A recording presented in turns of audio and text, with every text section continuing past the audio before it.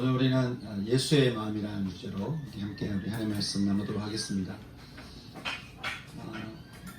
하나님께서 선지자 사무엘을 통해 이스라엘 왕으로 다윗을 택하시고는 이렇게 말씀하셨어요.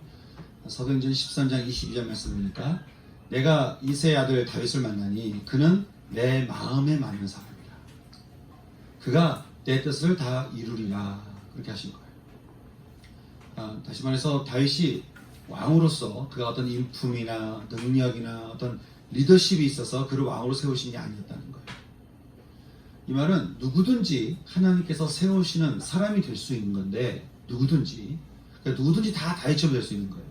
그런데 그것은 우리가 알아야 될 것은 뭐냐면 하나님이 사람을 세우시는 기준이 있다는 거죠. 그것은 바로 내 마음에 맞는 사람이라는 거예요. 그가 왕이 된 이유가 바로 이 때문이었다고 하는 것이죠. 성경에 보면 하나님께서 세우신 사람들의 기준은 하나같이 다 하나님의 마음에 맞는 사람이었습니다. 사실 다윗 이전 왕이었던 사울을 보면 사울 역시 굉장히 하나님의 축복을 받은 사람이었죠. 축복을 받았으니까 한 나라의 왕이 된 거 아니겠습니까? 그런데 그런 하나님의 마음보다 자신의 마음을 쫓아간 사람이었고 그래서 그의 마지막은 비참했습니다. 만약 사울이 다윗처럼 하나님의 마음을 알아가지고 또 그 하나님의 마음을 구하고 그 마음을 쫓아갔다 온다면 어땠을까? 어쩌면 사울 다음은 다윗이 아니라 사울의 아들 요나단이 왕이 되었을 겁니다. 하지만 안타깝게도 그는 하나님의 마음을 놓쳤고 자신의 마음을 쫓아가다가 모든 것을 잃어버렸습니다. 하나님의 마음을 안다는 것이 우리에게 참 중요한 이유입니다. 여러분, 우리는 우리를 향한 하나님의 마음을 얼마나 알고 있을까요? 우리는 얼마나 하나님의 마음을 알고 하나님의 마음을 구하고 또 하나님의 마음이 어떤지를 우리는 얼마나 알고 있을까요? 오늘 우리가 읽은 에스겔서 말씀에 보면 이스라엘의 구원자이신 하나님의 그 마음이 등장하는데요. 말씀에 보면 하나님께서 이스라엘 백성에게 금지하고 있는 속담 하나가 나옵니다. 바로 아버지가 신포도를 먹었으므로 아들의 이가 시다 라고 하는 속담이었습니다. 이 속담은 유다가 바빌론의 포로로 이렇게 끌려가서 언약의 땅을 잃어버리는 것이 모두 다 아비 세대의 죄 때문이었다 라고 하는 데서 유래된 것이죠. 만약 아버지 세대가 그때 그렇게 하지 않고 좀 잘했더라면 그때 아버지 세대가 그때 선지자들 말을 좀 듣고 그들 정말 진심으로 하나님을 찾고 하나님 이름을 부르고 했다라고 한다면 우리가 이렇게 포로로 끌려오지 않았을 거라고 얘기하는 것이죠. 아버지가 신포도를 먹게 되었으니 아들의 이가 신 거 아니냐. 이 말은 역사적으로 봐도 틀린 말은 아니었습니다. 분명 그들은 모든 선지자의 말을 다 무시했어요.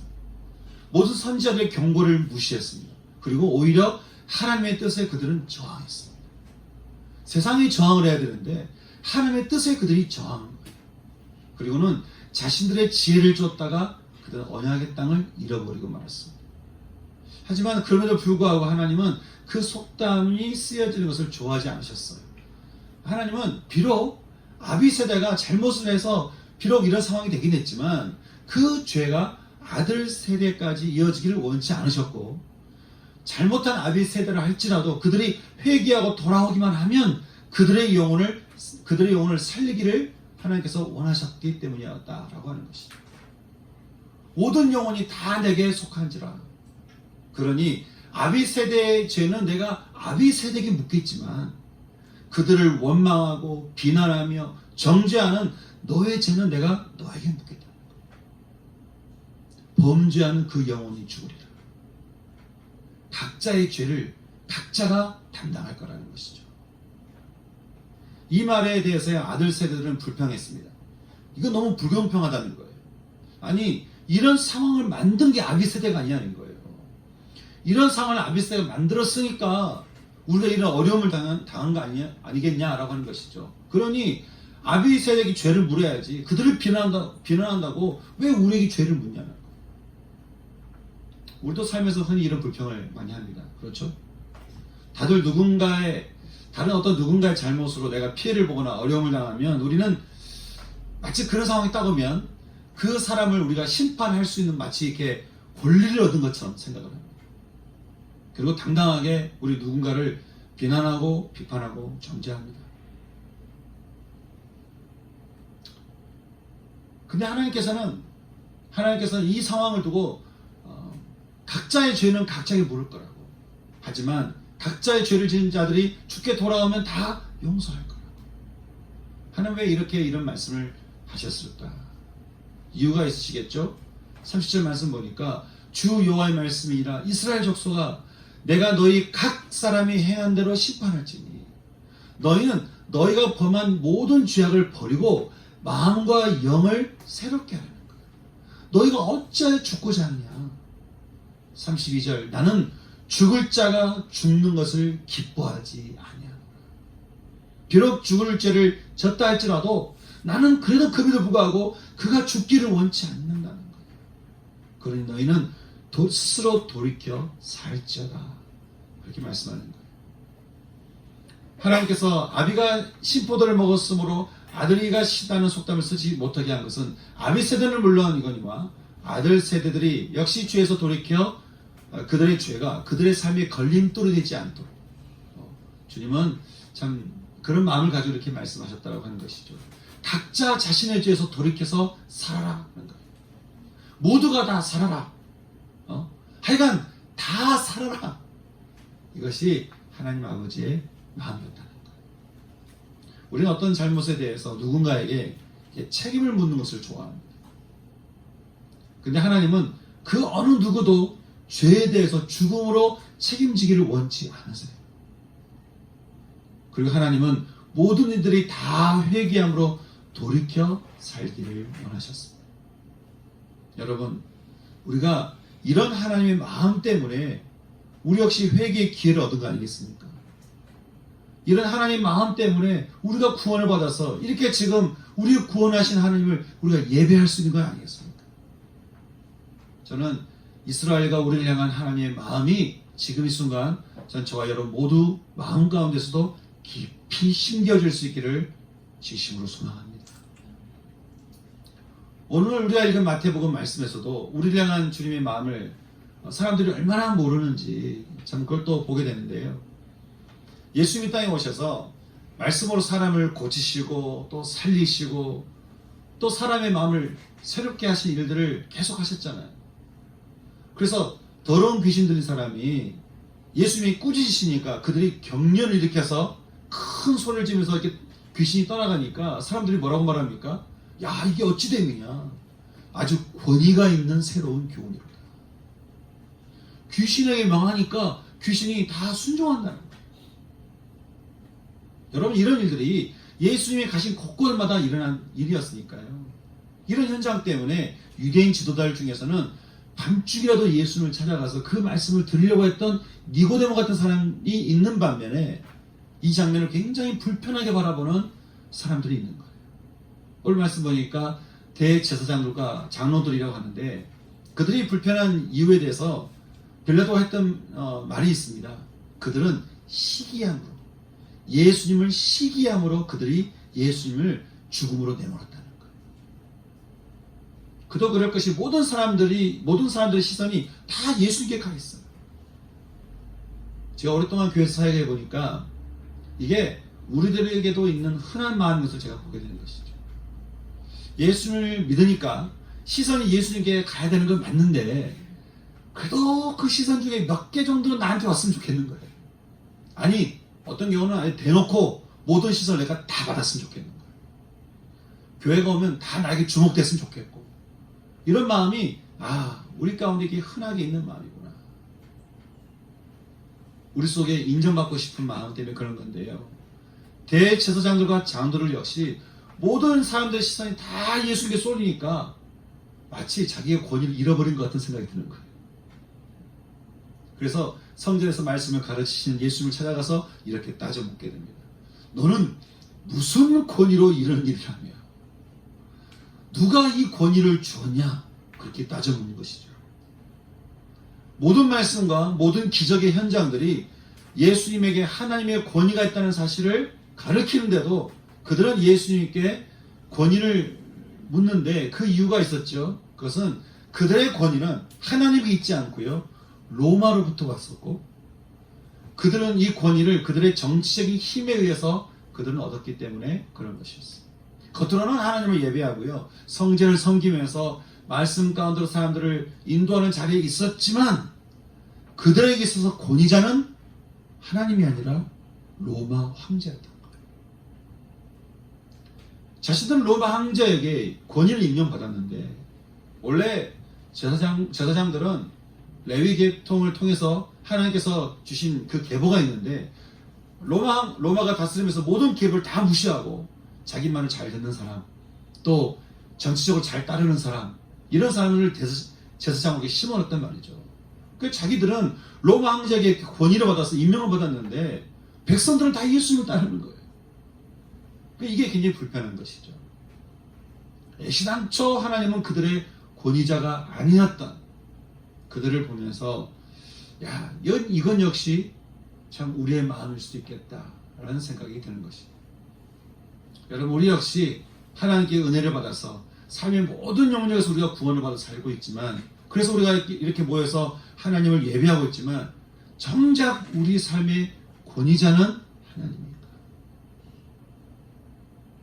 정작 우리의 삶을 인도하는, 정작 우리 삶을 인도하시는 그 권위자가 하나님인가? 모든 권위가 하나님께 온다는 생각을 하고 산다면, 여러분, 우리 삶은 어떨 것 같습니까? 만약 여러분 삶의 모든 권위가 다 하나님께 온다고 생각한다면, 어쩌면요, 지금 우리가 살고 있는 이 삶하고는 우리는 다른 삶을 살고 있을지 모르겠습니다. 삶의 우선순위가 당연히 하나님이어야 되지 않겠습니까? 여러분 어떠십니까? 여러분 삶의 권위자는 하나님이십니까? 아니면 여러분 정말 하나님의 권위 아래 여러분 살아가고 계십니까? 모든 백성들에게 메시아라고 인정받던 예수님께 권위를 따져 묻던 그들에게 주님이 재미있는 질문을 하나 던지시게 됩니다. 바로 세례 요한이 하늘로부터냐 아니면 사람으로부터냐라고 물으신 거예요. 여러분, 세례 요한은요, 당시 백성들 사이에서 굉장히 인정받던 하나님의 선지자였지만 또 그는 얼마 전에 순교했던 순교자였습니다. 모든 백성들이 세례 요한 그러면 하나님의 선지자요, 그는 이 시대의 순교자라고 생각했던 그런 사람인 것이죠. 그러니 그가 하늘로부터 왔다고 한다면 세례 요한이 했던 말을 그들이 인정해야 되는 거거든요. 여러분, 세례 요한이 했던 말이 있었어요. 이런 말을 했죠. 보라, 세상 죄를 지고 가는 하나님의 어린 양이로다. 그에게 성령이 비둘기같이 내려오는 것을 보고는 나는 그가 하나님의 아들이심을 증언하였노라. 광야에서 세례 요한이 외치는 회개 소리에 애시당초 관심이 없던 그들이었습니다. 그들의 권위가 로마에 있었으니까요. 또 사람으로부터 왔다고 하면 모든 사람들이 선지자로 아는 그의 권위는 어디서부터 왔는지를 말해야 되는데, 그러니 백성들을 무수하며 난감했던 그들이 어설프게 했던 말이 뭐였습니까? 우리가 알지 못하노라. 그렇게 이야기를 한 거예요. 권위도 하나님께 있지 않아서 하나님보다 사람들을 더 무서워했던 그들이었습니다. 그러니 여러분, 그들이 어떻게 하나님의 마음을 알겠습니까? 하나님보다는 어쩌면 그들은 로마 황제의 마음에 더 관심이 있었을지 모르겠습니다. 하나님 마음이 전혀 들어있지 않는 그들 향해서 주님이 비유를 들어 이렇게 말씀하셨죠. 말만 예하고 청정하지 않는 큰아들 같은 너희보다는 불순종한 듯 해 보이지만 결국 회개하고 뜻을 돌이킨 둘째 아들 같은 세리와 창녀들이 너희보다 먼저 하나님 나라에 들어갈 거라는 거예요. 여러분, 에스겔서에 나온 이스라엘 백성들과 마태복음에 나온 대제사장들과 장로들은 왜 그렇게 하나님에 대해서 참 무지했을까? 분명 하나님 말씀을 들었을 것이고, 또 당신은 선지자도 있었고, 심지어 하나님의 아들 예수님이 모든 것이 하나님으로부터 온 것임을 분명하게 드러내는 그때에도 불구하고 왜 그들은 그토록 하나님의 마음에 대해서 참 무심했을까 하는 거예요. 우리는 그 이유를 빌립보서 말씀에서 힌트를 찾아볼 수 있는데, 바울이 빌립보서에서 성도들에게 했던 권면의 말씀이 있었습니다. 그것은 너희 안에 이 마음을 품으라. 곧 그리스도 예수의 마음이니. 다시 말해서 예수의 마음을 품으라고 하는 것이죠. 너희 안에 이 마음을 품어서, 이 마음을 품으라. 곧 하나님의 마음을 너희가 품고 있으라는 거예요. 그리고 너희가 품어야 될 그 마음이 무엇인가에 대해서 말하기를, 우리가 예수의 마음을 품어야 되는 그 마음이 어떤 마음이냐. 예수님에 대해서 이렇게 소개하죠. 그는 근본 하나님의 본체시나 하나님과 동등됨을 취할 것으로 여기지 않았다는 거예요. 이 말은요, 예수님은 본래 모르페라고 하는 단어를 사용해서요, 이 단어는 하나님의 본체, 즉 하나님의 본질 안에 존재하셨고 존재하고 계시고 또 앞으로 존재하실 그런 분이지만, 하나님의 그 본질 안에 존재하시는 분이지만 주님은 자신의 그 존재를 고집하지 않으셨다. 왜 그러셨을까요? 또 그는 모든 영광과 권위를 다 내려놓고 그는 종의 옷을 입으셨다. 이렇게 성경으로 말씀하고 있습니다. 그리고는 이제 인격이나 본질의 영혼을 뜻하는 영원한 그 인격이나 본질의 그 영원성을 뜻하는 모르페와 달리 그냥 모양이나 어떤 형태를 닮는다라고 하는 이 스키마라는 단어를 써서 예수님이 이제는 사람의 모양으로 오셨다. 그렇게 말씀하는 것이죠. 다시 말해서 모르페, 즉 하나님의 본질이라는 이 본질 대신 예수님이 스키마라고 하는 사람의 모양으로 옷을 입었다라고 성경은 말하고 있는데, 이것에 대해서 왜 그렇게 하셨나? 그것은 주님이 평생 자신을 낮추시고 자신을 부인하시더니 하나님의 뜻에 죽을 때까지 복종하심으로 십자가에 죽기 위해서였다고 합니다. 하나님께서 죽기 위해서 본질을 잠시 내려놓고 사람의 모양을 입어서 하나님의 뜻에 죽을 때까지 순종하심으로 그가 복종하셨다고 하는 것이죠. 그러니 여러분, 바울은 지금 그 예전 이스라엘부터 시작해서 지금까지 우리를 구원하신 하나님의 마음에 대해서 그 마음이 어떤 마음이라고 얘기하고 있습니까? 에덴 동산에서 죄를 짓고 쫓겨날 수밖에 없는 아담에게 가죽옷을 입히셨던 하나님입니다. 죄로 충만한 세상을 구원하시려고 하나님께서 아브라함을 찾아가서 아담 같은 한 민족을 일으키신 하나님이시고요. 끊임없이 죄로 이탈한 이스라엘을 선지자를 통해서 돌이키게 하시며 어떻게든 살리려고 하셨던 하나님이셨어요. 다 안 되니까 이제는 둘째 아담으로 당신의 아들을 세상에 보내셔서 모든 인류를 그 예수님을 통해서 구원하게 하시고, 이제는 모든 인류가 다 예수님의 계보로 들어와서 다 구원받기를 원하시는 이 마음이 하나님의 마음이었다는 것이죠.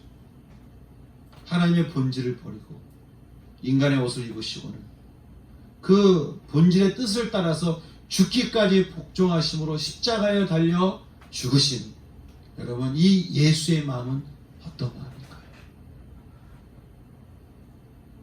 우리는 예수의 마음에서 여러 가지 표현할 수 있습니다. 긍휼이기도 하고 또 자비이기도 하면서 또 여러 가지가 표현할 수 있지만, 오늘 말씀을 통해서 볼 수 있는 예수의 마음은 바로 겸손의 마음입니다. 겸손의 마음.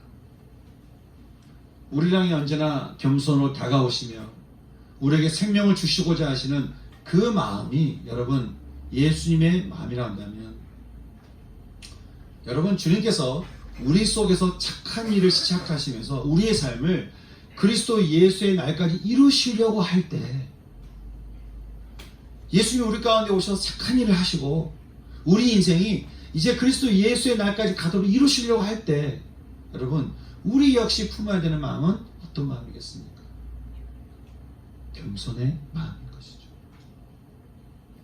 바울은 빌립보 교회 성도들에게 말하기를 너는 이 마음을 품으라 하면서 우리 몇 가지를 고면해 주고 있는데, 먼저는 너희는 모두 다 예수의 마음과 합하여 한 마음을 품으라.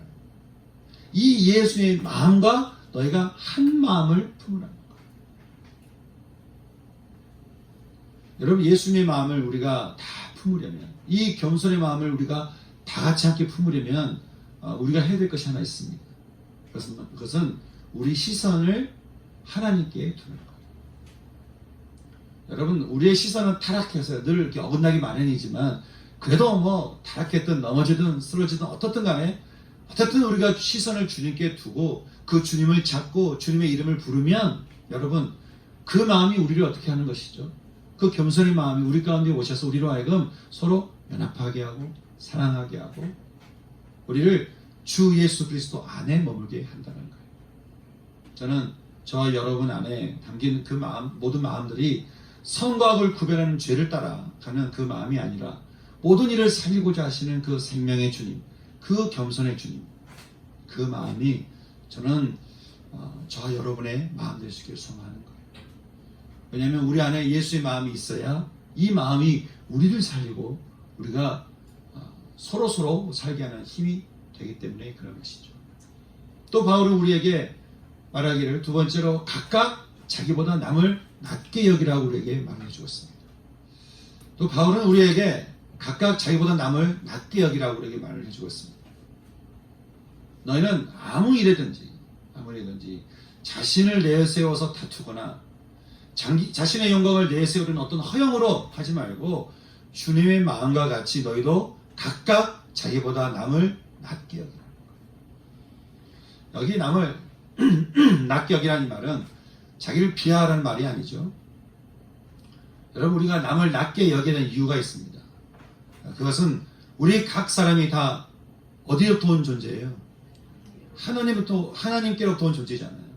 우리 모두가 다 하나님의 형상이요, 하나님에 속한 피조물이기 때문에 그가 어떤 사람이든 간에 그가 어떻게 살았든 간에 그거 상관없이 여러분, 그는 하나님의 것이잖아요. 그러니 우리가 누군가를 판단하고 비난할 수 없는 것은 그가 어떻게 살았든 간에 비록 그가 죽을 죄를 졌을 망정 그는 내가 판단할 만한 사람이 아니요, 그는 하나님의 것입니다. 그러니 우리는 그 어떻든 간에 남을 나보다 낮게 여기는, 남에 대해서 우리가 존중히 여기는 마음이 있어야 된다고 하는 것이죠. 우리는 이게 선과 악이 참 습관이 되어 있습니다. 그게 우리 죄성이 본성이니까요. 그래서 참 우리가 평생 싸워야 되는 마음이 떠온다면 이 선과 악에서 우리가 참 벗어나려고, 우리의 선과 악의 마음이 오면 우리가 그 마음 가지고 평생 싸워야 되는 것이죠. 그 마음을 빼앗기지 않고 우리가 계속해서 훈련해야 되는 것은 자꾸 남을 나보다 낮게 여기는 것을 계속 훈련해야 되는 거예요. 이걸 어떻게 보면 우리가 죽을 때까지 해야 되는 훈련인 것 같아요. 근데 제가 보니까 이 마음을 우리가 가지려면 우리가 늘 해야 되는 것이 있는데, 그것은 사람들을 축복하는 것이죠. 여러분, 우리가 사람을 자꾸 축복하잖아요. 그러면 축복하면 축복할수록 비난과 또 정죄와 비판의 마음이 내려지고요, 남을 나보다 낮게 여기는 마음을 우리가 가지게 되는 것입니다. 저도 그렇지만 여러분 모두가 사람을 볼 때마다 마음속에서 자꾸 축복하고 또 축복할 수 있는 것이 저는 저와 여러분의 습관이 될 수 있기를 소망합니다. 왜냐하면 이것이 바로 우리 예수의 마음이기 때문에 그렇습니다. 또 한 가지 바울은 우리에게 말하기를 너희는 예수의 마음을 쫓아서 다른 사람의 일을 돌보라는 거예요. 각각 자기 일을 돌보뿐더러, 이 말은 자기 실수만 차리지 말고 누가 해주는 것만 이렇게 받아먹지 말고 다른 사람들의 일 역시 자기 일처럼 여기고 그들을 돌봐주라는 거예요. 여러분, 우리가 서로를 바라볼 때 저게 다 우리의 일이다 라고 생각하면 여러분 어떨 것 같습니까? 이게 다 우리 일이다 싶으면 그냥 할 수가 없겠죠. 그 사람을 두고 우리가 뭐 못할 망정 우리가 그래도 기도라도 할 수 있는 거 아니겠습니까? 아니, 기도를 우리가 안 할 수 있겠습니까? 저는 우리의 이웃도 그렇지만 이 세상에 대해서도 이게 우리의 일이라는 이 마음을 가지고 우리가 말씀할 마음이 있는 것이죠. 왜냐하면 이것이 우리를 향한 예수님의 마음이기 때문에 그렇습니다. 바울은 이렇게 예수의 마음을 가지라 우리에게 권면하면서 말하기를 너희가 그리스도 안에서 이 마음으로 너희가 서로 권면하며 너희가 이 마음을 가지고 성령으로 서로 교제하고 너가 이 마음으로 너희가 서로서로를 긍휼과 자비를 베풀게 될 때 우리 개인은 물론이거니와 우리의 가족과 우리 교회와 우리 나라 이 모든 우리 공동체가 다 살 수 있는 거다.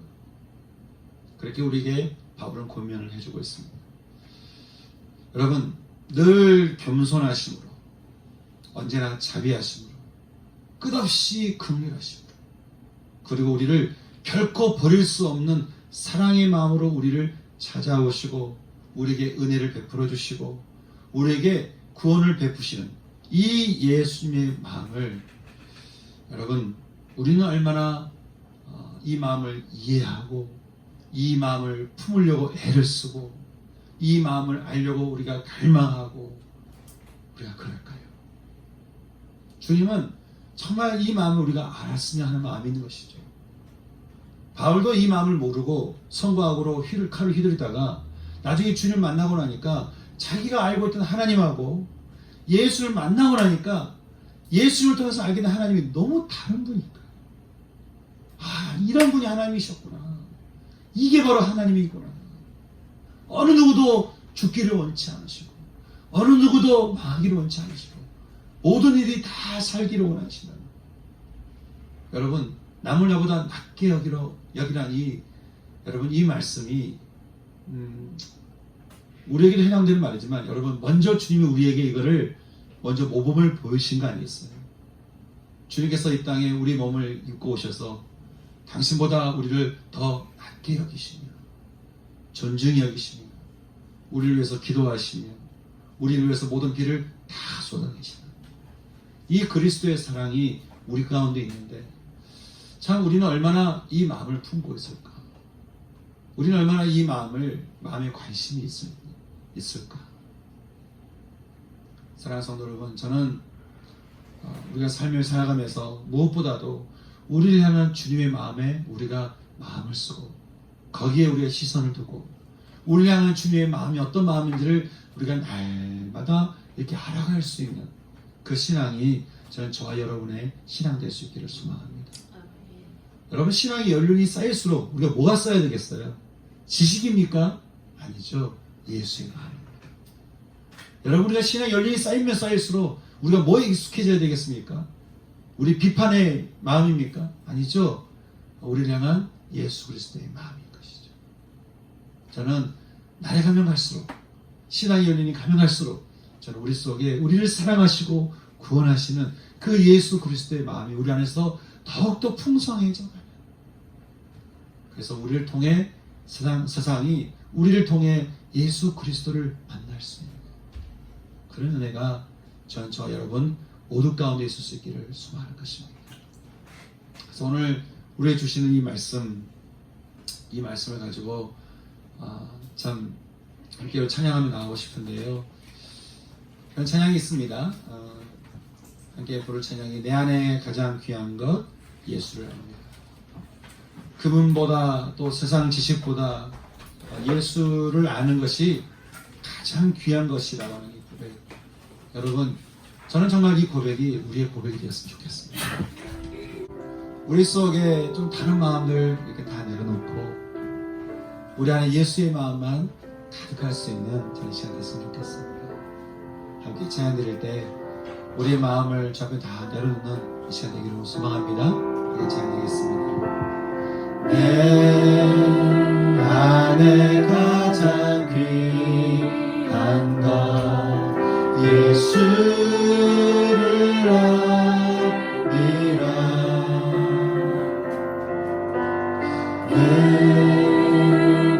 은보다 더 귀한 것 예수를 아니라 다시 한번 내 안에 가장 귀한 것 예수를 알미라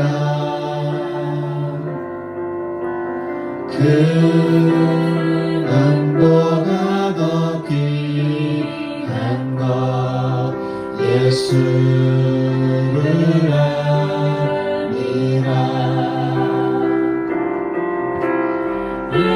예수의 이름 존귀한 그 이름 예수의 이름 능력의 그 이름 예수의 이름 존귀한 그 이름 예수의 이름